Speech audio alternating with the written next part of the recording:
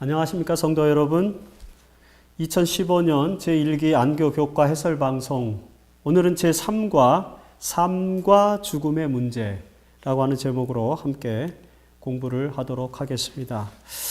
오늘 기억절은 잠언서 6장 23절에 있는 말씀이네요. 대저 명령은 등불이요 법은 빛이요 훈계와 책망은 곧 생명의 길이다. 등불이고 빛이고 길인, 같은 개념이 이제 동의대꾸로 쓰였고요.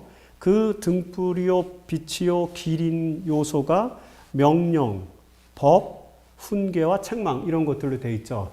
그래서 말하면 명령은 이제 commandment, 계명이라고 말할 수 있죠. 그 다음에 법은 이제 율법이고, 훈계와 책망은 인스트럭션과 또 이런 것들이죠. 다 우리가 지금까지 이 잠언에서 일관되게 이야기하고 있는 이런 것들은 하나님의 계명과 율법이라고 생각하시면 되겠습니다. 왜냐하면 유대인들은 기본적으로 토라 중심의, 율법 중심의 그런 종교이기 때문에 토라는 전부 다 하나님께로부터 온 말씀이에요. 그 하나님께로부터 온 말씀은 하나님의 뜻이 담겨져 있는 말씀이고, 그 뜻대로 사는 것이 유대 종교의 핵심 사고입니다. 유대인들이 이 토라, 율법의 의의를 그렇게 따르려고 했던 이유가 뭐냐면, 그것이 이스라엘 백성들이 하나님과 맺은 계약 관계 속에서 그들이 갖는 유대교를 특징 짓는 것입니다. 그러니까 유대인은 이제 그 유대 종교를 그렇게 살 수밖에 없었던 것이, 문제는 그런 과정 속에서 메시아가 약속되어져 있었는데 그 메시아를 받아들이지 못한 문제가 이제 발생했던 것이죠.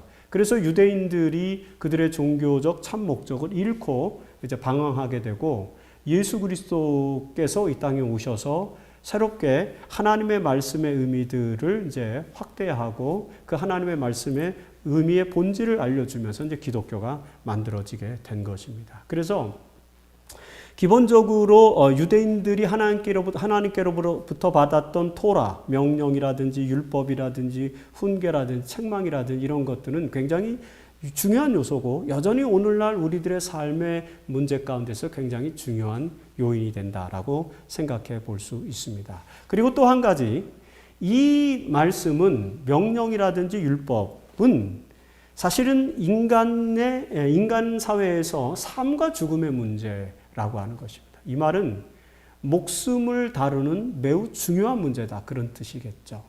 우리가 이 세상을 살아가면서 많은 문제에 봉착하게 됩니다. 그리고 많은 문제들을 핸들링합니다. 다루죠.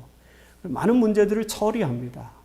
하지만 우리가 살아가는 요소 속에서 사실 굉장히 어떤 것들은 그렇게 중요하지 않고 하찮은 것일 수 있어요. 지나쳐도 상관이 없습니다. 그럼에도 불구하고 우리는 그것에 집중하고, 또는 어떤 면에서는 거기에 목을 매는 그런 경우도 종종 있죠. 하지만 과연 우리가 지금 추구하는 삶의 요소가, 그리고 우리가 살아가고 있는 삶의 방향이 삶과 죽음과 관련된 문제인가, 이런 부분들을 한 번 더 생각해 봐야 되겠죠. 잠언에서 우리에게 이야기해 주는 말씀들은 굉장히 실질적이고 현실적인, 아주 실용적인 그런 말씀들이에요. 그런데 그 말씀들이 우리의 인격과 인성과 그리고 신앙과 그리고 삶의 본질과 관련되어 있다 보니까 사실은 매우 중요한 삶과 죽음을 다루는 문제라는 것입니다. 어떻게 보면은 내가 어떤 욕망을 가지고 산다, 내가 어떤 비전을 가지고 어떤 목표를 이루어야 될 것인지에 대한 그런 세속적인 목적들은 삶과 죽음까지 연결되지는 않습니다. 하지만 잠언에서 다루는 매우 실용적인 문제는 실용적이고 현실적이면서도 삶과 죽음의 문제를 다루고 있기 때문에 중요하다라는 사실을 인식하고 공부를 시작하는 것이 중요하다라고 볼 수 있습니다.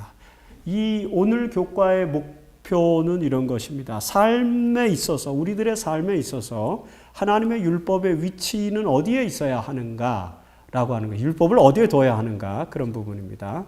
그 다음에 두 번째는 생명의 길로 인도하는 인생의 등불을 성경은 뭐라고 이야기하고 있나, 그것이 정말 왜 등불이 되는가, 이런 부분을 우리가 이제 생각할 것이고요. 세 번째는 생명을 지키기 위해서 유혹을 어떻게 상대해야 되는가. 사실은 우리에게 다가오는 많은 유혹들은 우리의 생명을 유지하지 못하도록 우리를 사망으로 이끄는 그런 요소들이 굉장히 많이 있으면 당장 나타나는 결과는 아닐 것입니다. 어떤 면에서는 어떤 것들은 당장 결과적으로 나타나는 것도 물리적으로 나타나는 것도 있지만 대부분은 당장은 나타나지 않습니다. 그 결과가. 하지만 그 유혹의 길의 궁극은 결국에 사망의 길이라는 사실을 우리 알게 되죠. 그런 유혹을 어떻게 상대해야 되니까 삶과 죽음의 문제를 두고 말입니다. 그리고 네 번째는 이제 도둑질하지 말라는 계명에 담긴 의미를 또 이렇게 살펴보고 있네요. 교과가. 그리고 다섯 번째, 죄와 사망의 보편적 관계는 무엇인가? 이런 부분들을 함께 생각해 보도록 하겠습니다. 자, 첫 번째, 우리의 삶에 있어서 하나님의 율법의 위치는 어디에 있어야 하는가? 세 가지를 잠언 6장에서 설명하고 있습니다. 마음에 새겨라, 그 다음에 목에 매라, 그리고 손가락에 매라. 이렇게 잠언 6장 21절에서 설명을 하고 있습니다. 우선 첫 번째 율법은 마음에 새겨야 한다라고 하는 것입니다. 아비의 명령, 어미의 법. 여러분 보시죠. 내 아들들아. 이런 이제 그 표현이 계속 나오고요. 아비의 명령과 어미의 법이 계속 나오죠. 왜 이런지 아십니까? 떠들면서 이런 것도 있어요. 명령, commandment는 이제 남성 명사. 그 다음에 law, 법, 율법. 이 법은 또 여성 명사로 이제 나타나죠. 그러다 보니까 아비의 명령, 어미의 법, 이라고 이런 이제 레토릭을 쓰는 것입니다. 잠언은 문학서, 지혜 문학서지 않습니까? 문학서기 때문에 은유와 그 다음에 레토릭과 이런 것들을 많이 문학적 기교를 써요. 문학적 기교를 쓰지 않으면요 밋밋해서 기억이 잘 안 납니다. 그리고 잘 이해가 안 돼요. 우리의 인간의 사고가 발전하질 않아요. 인간의 사고, 생각이 발전하게 된 이유는 뭐냐면은 언어가 발전했기 때문인데 그 언어를 발전시키는 데 있어서 핵심이 뭐냐면 레토릭이에요. 수사입니다. 그리고 은유와 같은 그런 문법적 형태죠. 이런 레토릭이 발전하면 할수록 인간의 언어가 풍성해지고 인간의 언어가 풍성해지면 풍성해질수록 인간의 생각이 더 풍성해지고 깊어집니다. 이것은 철학적, 과학적 사실이에요. 단순하게 사는 문명권, 이런 것에 가면은 생각이 굉장히 단순합니다. 하지만 복잡하고 다원화된 사회 속에서 살아가는 사람들의 생각은 굉장히 복잡해요. 언어의 발달로 인한 결과인 것입니다. 그래서 이런 잠언서 거의 기원전 1000년 전, 기원전 BC 1000년경, 1000년쯤은 안 되지만 900년경, BC 900년경에 기록되어진 이 잠언이 이런 레토릭을 쓰고 있다는 것, 굉장히 대단한 것입니다. 고대 문헌 속에 나오는 문명에서도 이런 이제 문학 양식적 어구들, 수사법이 나타난다고 하는 건 참 놀라운 것이죠. 아비의 명령, 어미의 법. 이건 그냥 하나님의 명령과 율법과 계명, 하나님의 말씀, 그걸 말하는 것입니다. 신약에 와서는 이것이 이제 로고스가 되는 거죠. 로고스. 헬라인들이 헬라 철학에서 발전한 로고스. 하나님의 의지, 하나님의 뜻, 하나님의 원리, 우주의 원리, 이런 로고스죠.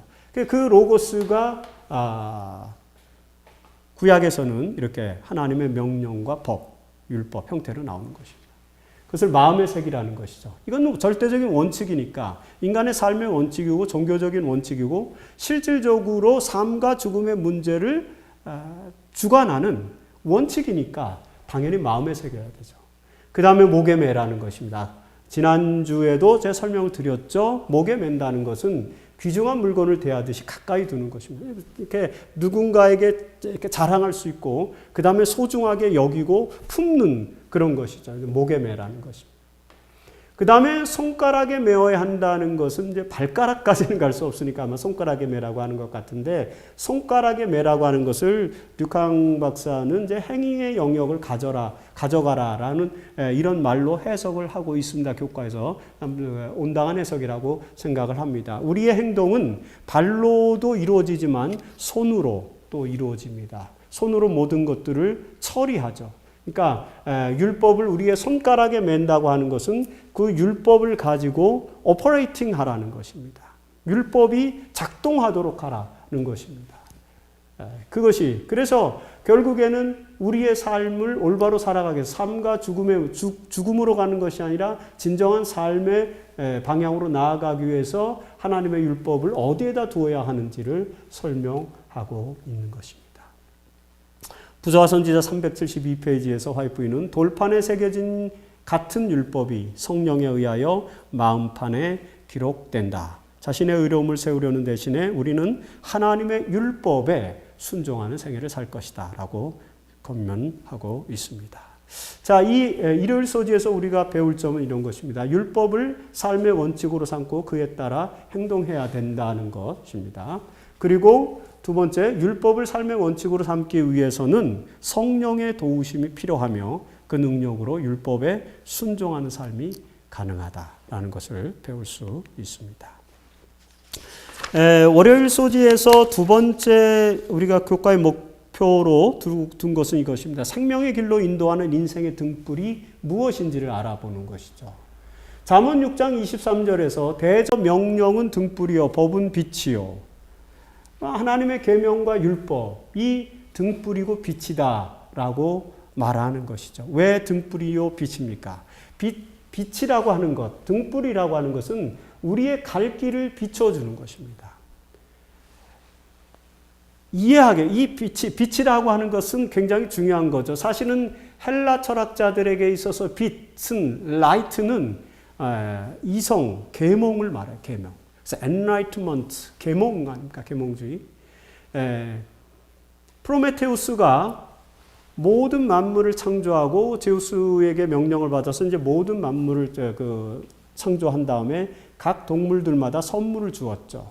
근데 인간이 맨 마지막이었는데 인간에게 줄 선물을 남겨놓지 않고 다른 모든 동물들에게 선물을 다 줘버렸어요. 사자에게는 용맹을 주고 독수리에게는 날개와 발톱을 주고 이렇게 아주 모든 기능들, 하다못해 군뱅이에게는 구르는 재주까지 주었죠. 모든 선물을 다 주고 나서 마지막 존재인 인간에겐 줄 선물이 없었던 것입니다. 그래서 프로메테우스가 제우스의 침실로 몰래 숨어 들어가서, 제우스는 번개의 신 아닙니까? 빛의 신이죠. 그래서 번개를 가지고 훔쳐갖고 나와서 인간에게 주었죠. 그것이 빛입니다. 라이트죠. 그것은 어떤 인간의 이성을 말하는 것입니다. 사고 능력을 말하는 것이죠. 등불도 하나의 이제 은유라고 보시면 되는 것입니다. 이렇게 밝게 비춰주는 것입니다. 다시 말해서 인간의 이성과 지성이 발달하면은 통찰력을 가지고 이렇게 주변 상황과 미래를 통찰할 수가 있어요. 밝게 이해할 수 있습니다. 언더스탠딩 가능한 것이죠. 등불입니다.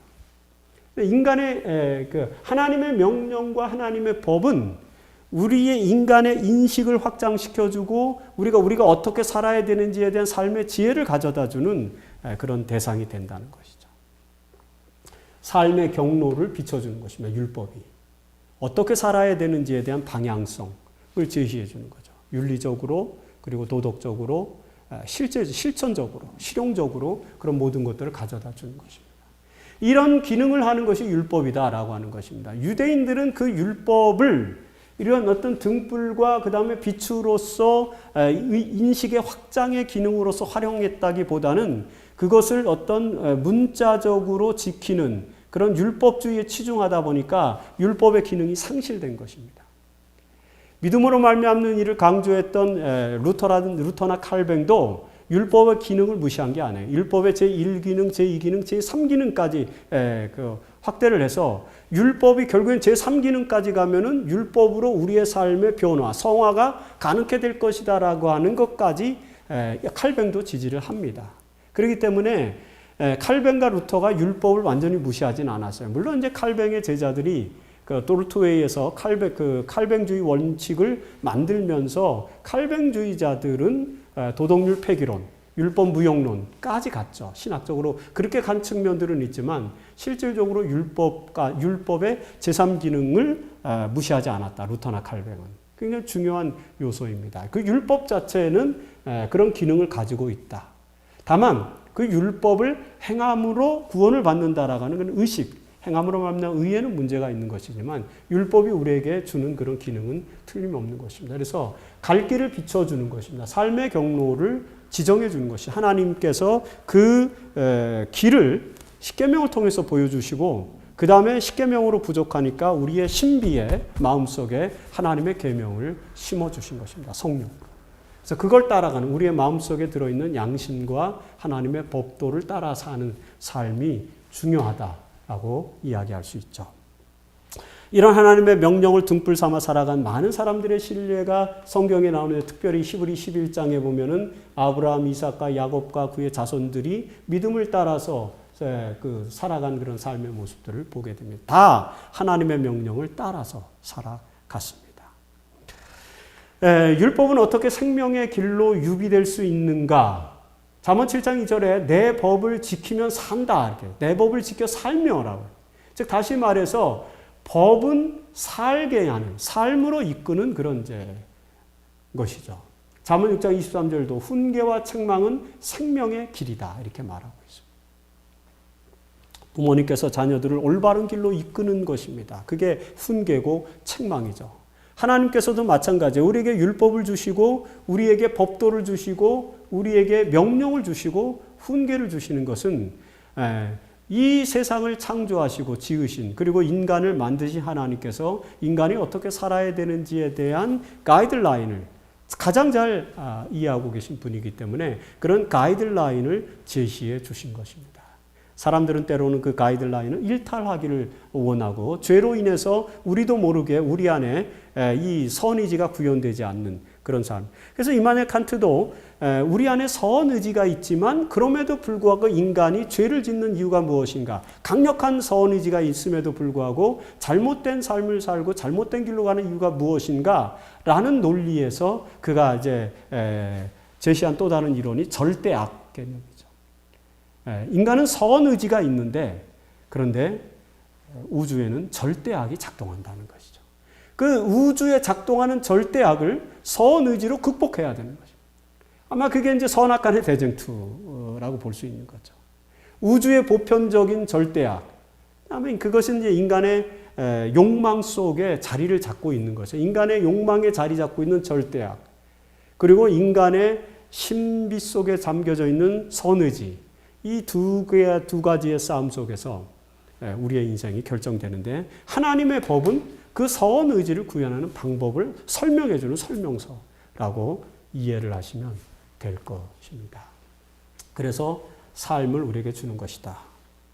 산상본 18페이지에 의는 하나님의 율법과 일치되는 것이다.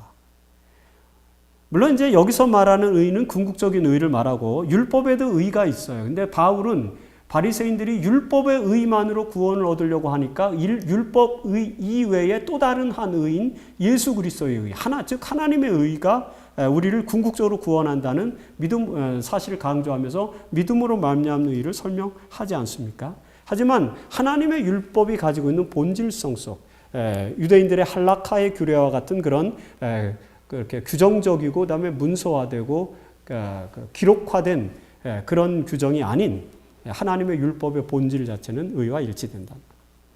의는 사랑이며 사랑은 하나님의 빛과 생명이다. 그렇죠? 하나님의 의는 그리스도를 통하여 실현된다라고 볼 수 있습니다. 자, 율법을 마음에 새겨 삶의 길을 밝혀주는 등불로 삼아야 한다는 것이 첫 번째 배울 점이고요. 그 다음에 두 번째는 율법은 하나님의 뜻이며 그 뜻대로 살면 생명의 길로 나아갈 수 있다는 것이 두 번째 교훈입니다. 화요일 부분에서 세 번째 교과의 목표는 생명을 지키기 위해 유혹을 어떻게 상대해야 하는가. 사실은 우리가 이렇게 그 생명의 길로 인도하는 인생의 등불인 율법을 갖고 있음에도 불구하고 생명으로 나아가지 못하는 이유는 바로 이 유혹 때문이라는 것이죠. 우리에게 미치는 유혹은 어떻게 이르러 옵니까? 잠언 6장 24절에 너를 지켜 악한 여인에게 이방 여인의 혀로 호리는 말에 빠지지 않게 하라. 우리의 유혹은 악한 사람들, 그러니까 악한 대상으로부터 오는 거죠. 이것을 이마누엘 칸트가 절대악이라고 설명한 것입니다. 이 우주에 작동하는 절대악, 그리고 인간의 본성 속에서 작동하는 절대악, 그것을 잠언에서는 악한 여인으로 상징하는 것입니다. 왜 잠언에서는 자꾸 여인들이 악한 존재, 악한 여인이라는 또는 음녀 이런 개념들이 나오는가? 지혜도 여인으로 표상되기 때문에 그래요. 그래서 정숙한 여인, 정결한 여인, 지혜입니다. 그리고 악한 여인, 음녀 이것은 이제 그 악을, 죄와 사망을 상징하는 그런 상징이죠. 이렇게 대비가 되는 개념이죠. 그래서 지혜라고 하는 여인과 그 다음에 악이라고 하는 여인 사이의 대비가 선명하게 드러나는 것이죠. 우리는 지혜로운 백성이 돼야 지혜를 받아들이고 그 다음에 악한 여인을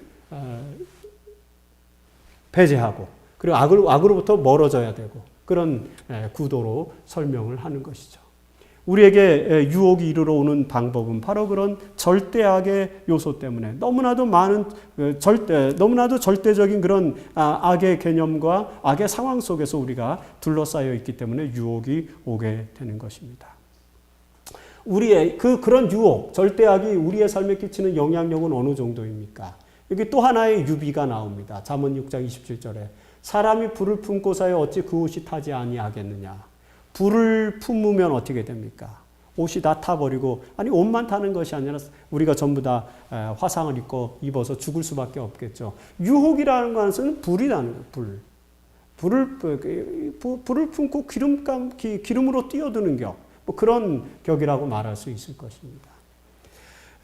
우리가 보통 이제 하나님의 진노에 대한 것을 근대적으로 인간의 이성으로 설명하기 참 어렵습니다. 하나님은 진노하는 분이시다라는 그런 표현을 할 때 하나님은 진노하시는 분이시다라는 그런 표현이 하나님은 사랑이시다라는 것과 늘 대비됩니다. 그래서 이제 신학적으로 논란이 많아요. 근데 존 스토트도 그리스도와 십자가에서 이야기를 했지만 그 왜 하나님은 진노하시는 분인가? 진노라는 개념을 구원론에서는 구속론에서는 불로 표현하고 있습니다. 하나님은 불과 같은 분이시다. 하나님은 불이시기 때문에 그 불 주변으로 연소가 가능한 물체들이 접근할 수가 없어요.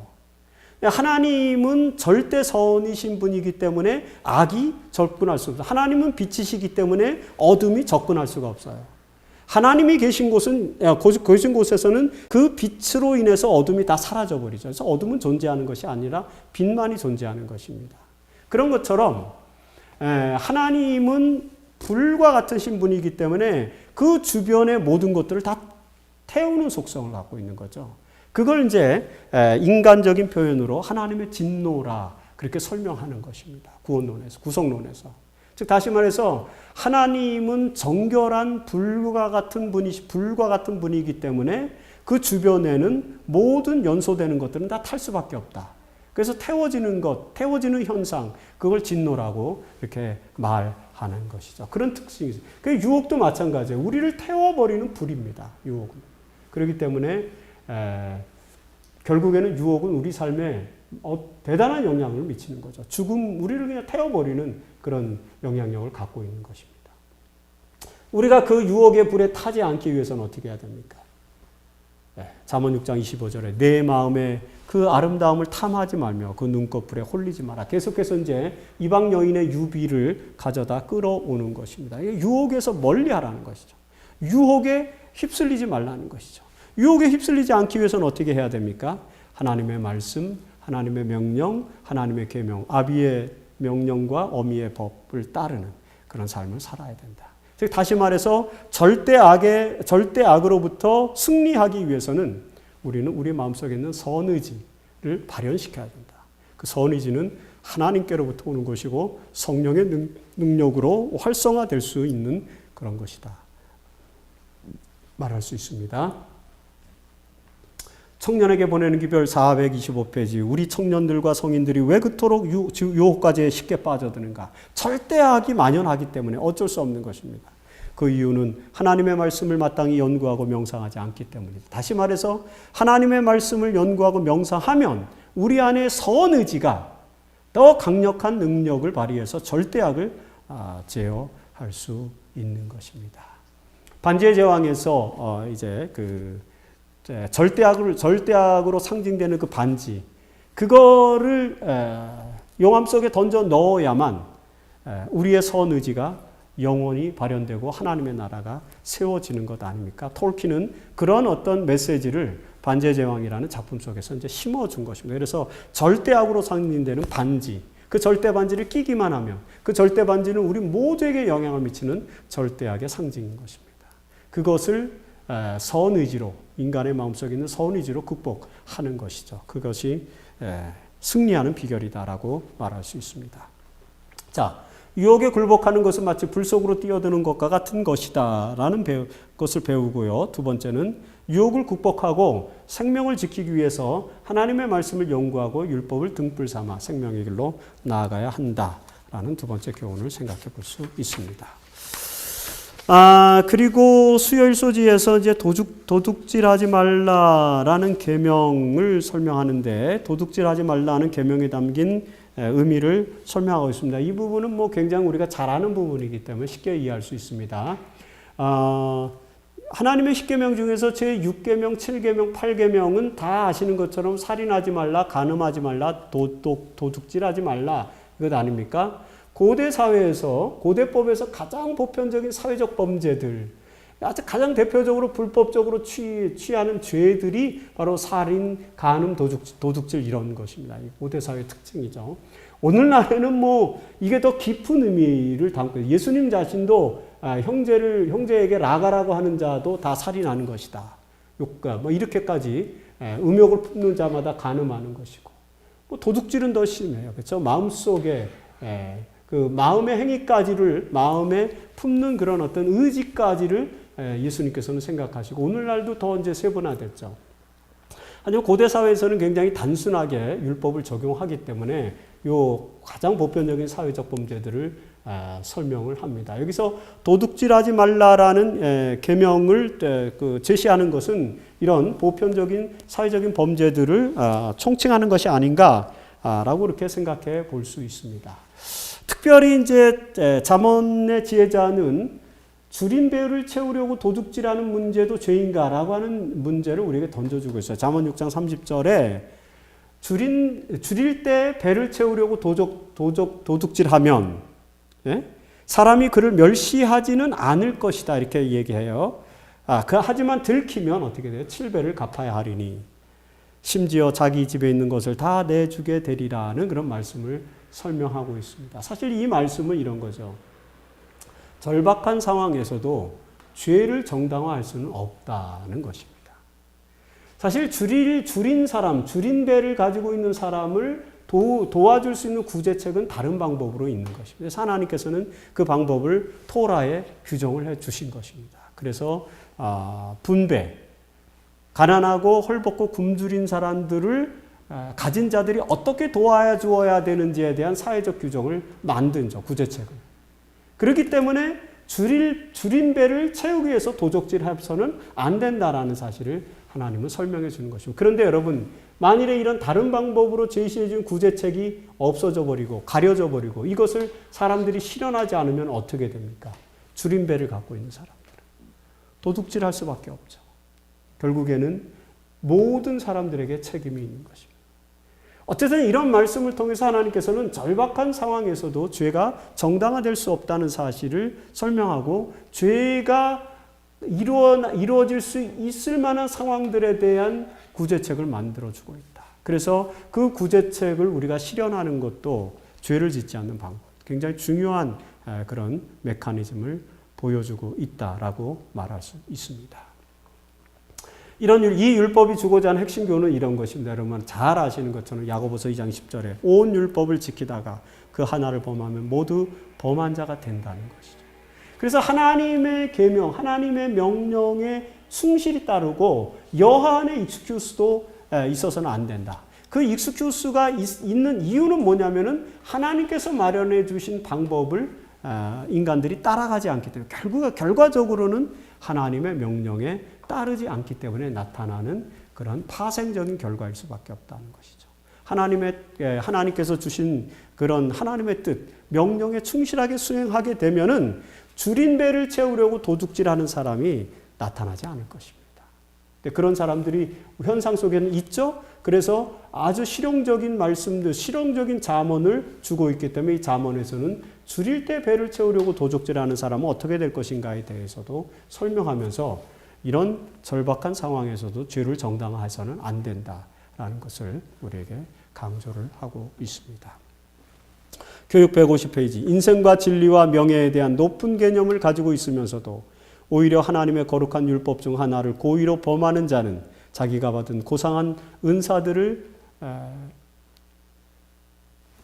이거 오타가 나왔는데요.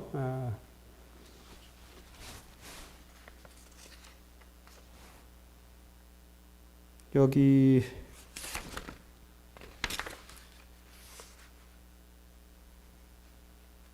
교육 150페이지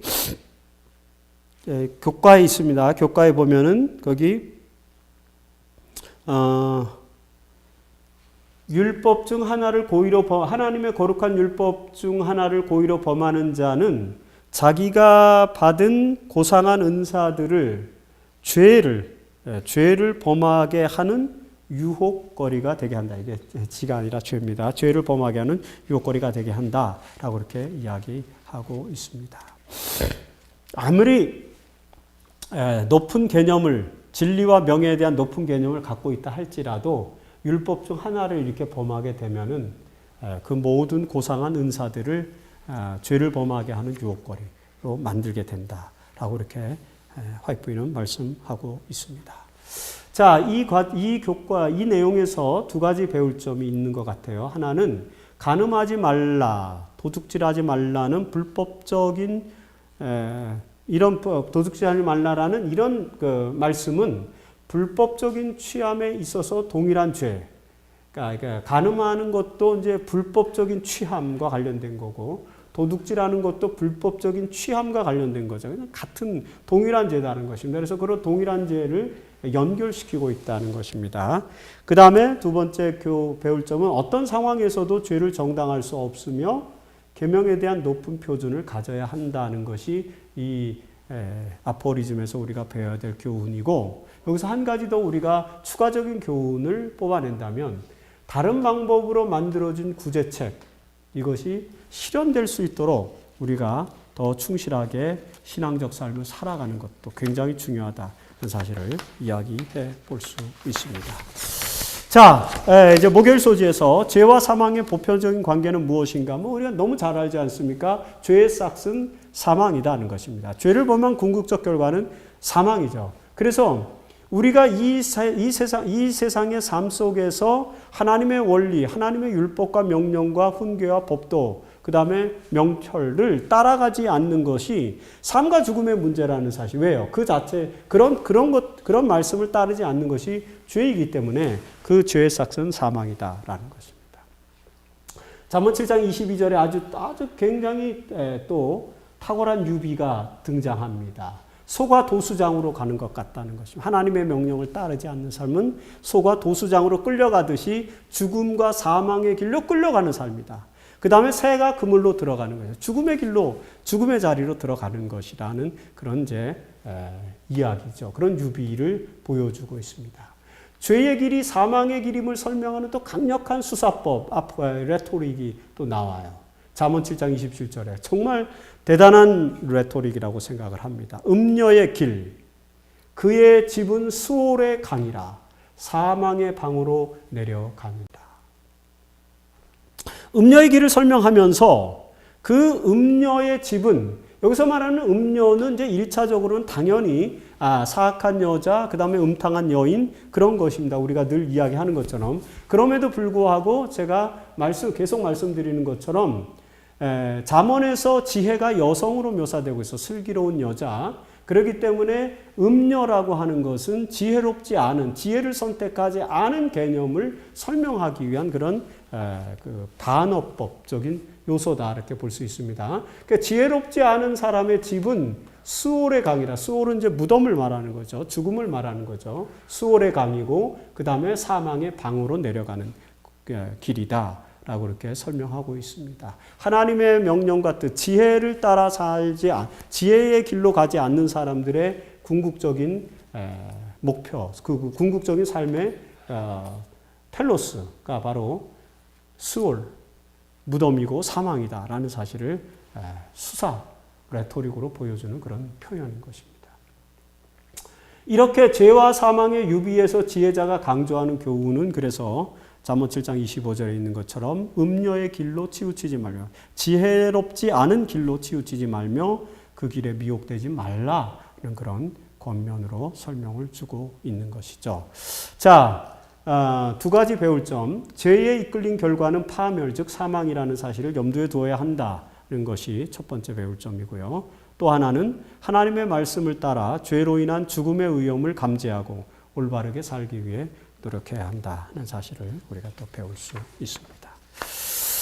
네, 오늘 제3과 삶과 죽음의 문제를 이제 마무리하면서 금요일 소재에 나오는 이현희 신의 말씀으로 정리를 해보도록 하겠습니다.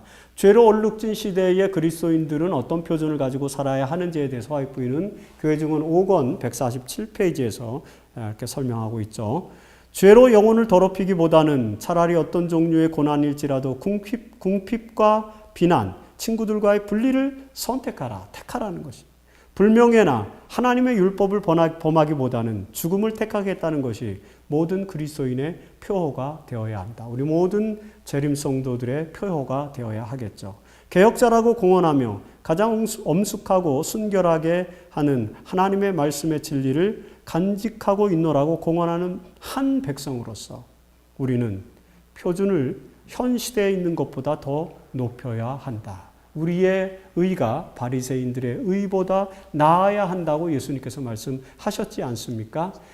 정말 하나님의 명령과 법도와 율례와 그리고 그 훈계와 교훈에 따라서 살아가는 삶이 얼마나 지혜로운 삶인지를 체험해야 돼요. 깨달아야 됩니다. 그걸 이렇게 말로써 언어적 유의로서 표현하는 것뿐만 아니라 그런 삶의 진정한 가치를 우리의 삶 속에 체현해야 합니다. 그것이 그리스도인들의 삶의 표준이다라고 그렇게 말할 수 있고 잠언은 우리에게 그렇게 권면하고 있는 것입니다. 교회에서 안식일에 교과를 토의하시면서 특별히 시간을 할애해서 두 가지 생각할 점들을 함께 토의했으면 좋겠습니다. 첫 번째는 우리 행위에서 삶과 죽음의 문제와 직결되는 것들은 어떤 것들이 있는지 한번 대화를 나눠보는 것입니다. 우리가 하는 많은 행위들이 과연 삶과 죽음의 문제와 직결되는 것들인가? 아니면 삶과 죽음의 문제와 직결되는 것들을 우리는 얼마나 하지 않고 있는가? 이런 부분들을 같이 토의하면 상당히 유익할 거라고 생각을 합니다.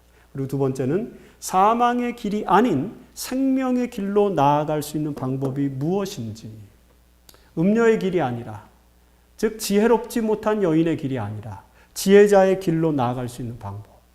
그러니까 하나님의 명령을 따르고 하나님의 율법에 순종하는 삶이라고 했는데 구체적으로 왜 그런 것들이 생명의 길인지 그리고 그 명령을 따르는 것이 구체적으로 무엇인지 이런 부분들을 함께 나누심으로 말미암아 지혜로운 하나님의 자녀들이 되시기를 간절히 바라면서 교과를 마치겠습니다. 감사합니다.